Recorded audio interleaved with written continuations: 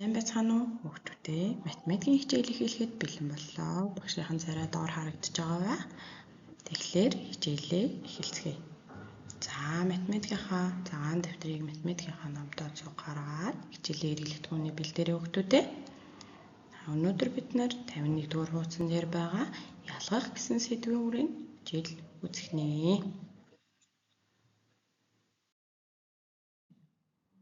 За ажиглаарай. Ажиглая. За энэ зураг байна тийм ээ. За зургийг ажиглая. За хаана юм шиг байна? Хотод юм шиг байна уу? Хөдөө юм шиг байна уу? За хөдөө байна тий. За хөдөө. Яагаад хөдөө юм бол мал байна. Хашаа байна. Уул ус харагдیں۔ Гэр харагдیں۔ Цэнхэр өнгөөр тэнгэрийг дурсалсан байна тийм үү?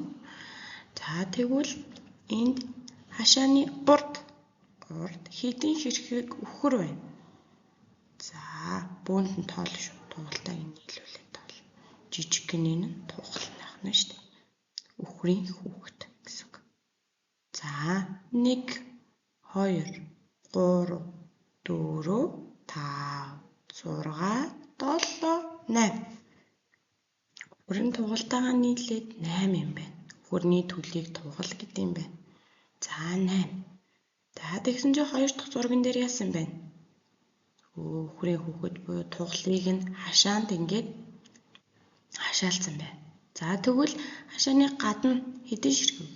Үхрийн тоолын 1 2 3 4 5.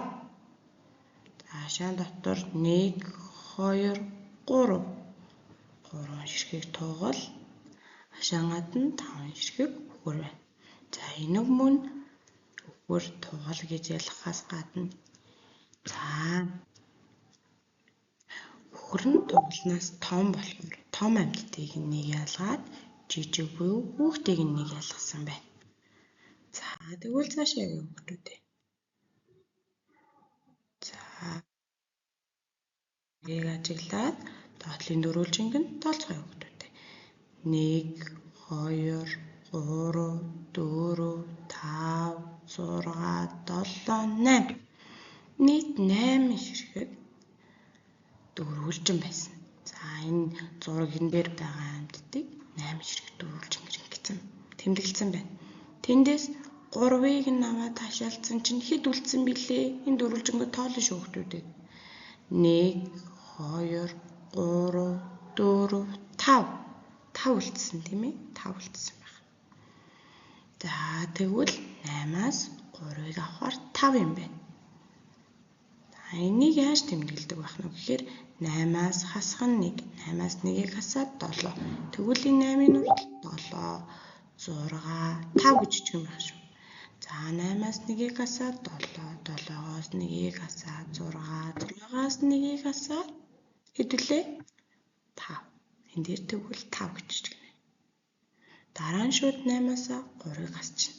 8-аас 3-ыг хасаад хэдвүлээ хүүхдүүдээ? 5 шүү.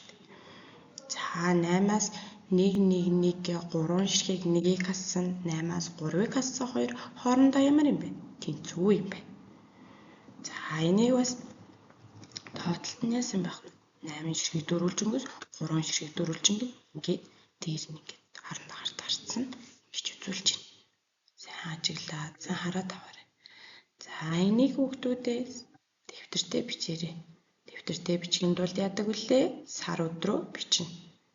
Өнөөдрийн сар өдөр нь 11-р сарын 4.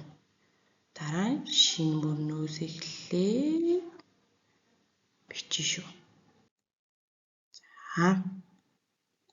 За цаашаа явъя. Номон дээрээ хэлүүлээ. Хэдүүлээ эхлээд 51-р хуудасны 1-р дасгалыг ажиллая. За энд нэг ширхэг бүтэн лир харагдаж байна. За харин 5-ган дээр нэг ширхэг бүтэн лир харагдаж байна тийм үү? За энд хэдэн ширхгийг нийтсэн юм шиг байна? Хэлсэн хэдэн ширхэг байх шиг байна? Тоолъё. 1 2 3 4. Энэ бүтнээ нэмээд 5 байсан байна. Эхлээд 5 ширхэг байсан чинь тэндээс 4-ыг нийтсэн юм байна. Тэгвэл 5-аас 4-ыг нийтчих хэд болох вүлээ? 5-аас 4-ийг хасъя. Харин дагаа. Хасаараа хүүхдүүдээ. 5-аас 4-ийг хасъя. Сампинаа бодсон гэсэн. 5-аас 4-ийг хасаад хэд вэ? 1. Яг зөв. 1 ширхэг 5 дээр үлдсэн шүү дээ. Тэгэхээр 1 гэж бичнэ. За энэ дээр харнаагаараа ном дээр бичье. Дараа нь 50 дээр нийт номыг тоолно шүү. За 1 2 3 3 ширхэг ном байсан байна. 3 ширхэг улаан, ногоон, цэнхэр өнгөтэй 3 ширхэг ном байсан байна. Тэгсэн чинь 2 номыг нэг хүүхэд авсан юм байна. За 3 номноос 2-ыг хасна. Тэгэхээр энэ дээр юу гэж бичнэ? 3-аас хасган 2. Тэнцүү хэд үлдэх вэ? 1 ширхэг улаан ном үлдсэн. За 3-аас 2-ыг хасаад 1 гэж бичнэ. За дараа нь энд хэдийн ширхэг товч байна? Тоолъё. 1 2 3 4 5 6 ширхэг товчноос 1 ширхэг ягаан өнгөтэй товчийг нь жирнэлийн ягаан өнгөтэй товчийг нь ялгаад авсан. Тэгсэн чинь цаана хэдийн ширхэг ногоон өнгөтэй товч үлдсэн бол за тоолъё, ногоон өнгөтэй товчоо тоолъё. 1 2 3 4 5 энэ 5 ширхэг товчоо энэ дээр зуръя. Зураад за нийт хэд байсан? Нийт гэхээр энэ дээр хамгийн их нь хасагдагч буюу хамгийн ихэндээ энэ дээр 6 гэж бичнэ. 6 ширхэг байсан. Жирнэлийн ягаан, ногоон өнгөний товч нийлээ 6 ширхэг байсан. Тэндээс 1 ширхэг товчийг нь авсан чинь хэд үлдсэн? 5 үлдсэн. За ингэ бичнэ. Бичээд дараа нь номон дээрээ бичиж дууссан бол дэвтэр дээрээ бичиж шүү хүүхдүүд. Хүүхдүүд намны чинь дасгал байна тийм ээ. Намны чинь дасгал нэ. За намныхаа 2 дугаар дасгал. За тоогоор бичээд өгсөн байна. 7-оос хасган 3 гэд. 7 ширхэг дэгдэхий байсан чинь 3 ширхэг дэгдэхийг авсан. Тэгвэл хэд үлдэх вүлээ? 4. За тэгвэл энийг 4 үлдэнэ. За энэ дээр 4 гэж бичсэн байна тий. 7-оос хасган 3-ыг 4 гэж бичсэн байна. Тэгсэн чинь 4 дээр нэмхэн 3 гэдэг. За 4 дээр нэмхэн 3 гэхээр 4 ширхэг дэгдэхий байсан. 4 ширхэг дэгдэхий байсан. Тэн дээр 3 ширхэг дэгдэхий нисээд ирсэн. Тэгвэл хэд болох вэ?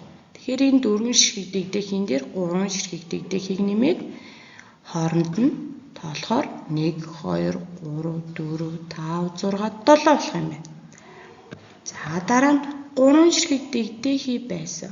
Тэн дээр 4 ширхэг дэгдэхий нисэж ирсэн чинь дахиад тоолъё. 1 2 3 4 5 6 7.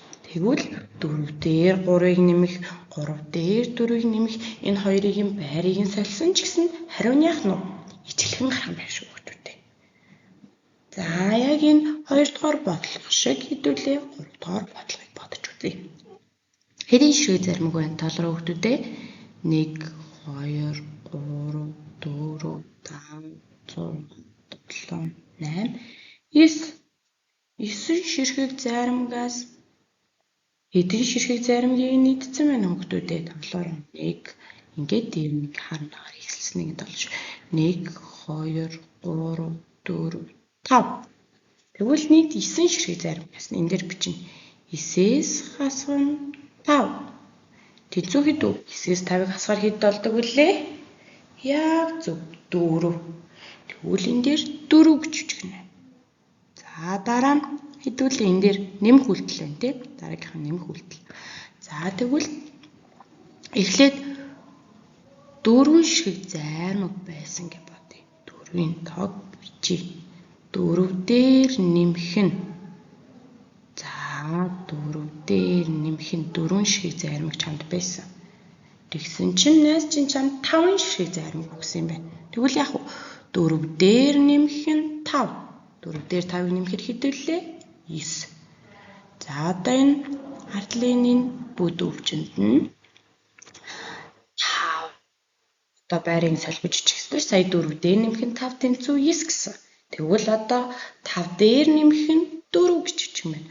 5 дээр нэмэх нь 4 тэнцүү 409 гэж бичгэнэ. За энэ мэтчлэн ингээд 3 бодлогыг нь номон дээрээ тоолоо бодоод дэвтэр дээрээ бодно шүү хүүхдүүд. За энэ дэвтрийн бичиглэлийг багш нь оруулж өгсөн байна. Гэргийн даалгаврыг уруулж нь хасах 1 гэж агаад дэвтэр дээрээ бичнэ. За ингээд багш нь гэргийн даалгаврыг нь оруулаад өгсөн байна. Гэргийн даалгаврыг маргааш 1 цагаас өмнө явуулаарай багш руугаа. Хичээлээ анхааралтай сонсоод хичээлээ сайн хийгээрэй хүүхдүүдээ. Мөн энэ даалгаврыг тарааж өгсөн материалаа бас давхар хийх юм мартаагүй үсттэй. За ингээд хичээлд идэвхтэй оролцсон мундаг байсан хүүхдүүдтэй баярлалаа. Баяртай хүүхдүүдээ.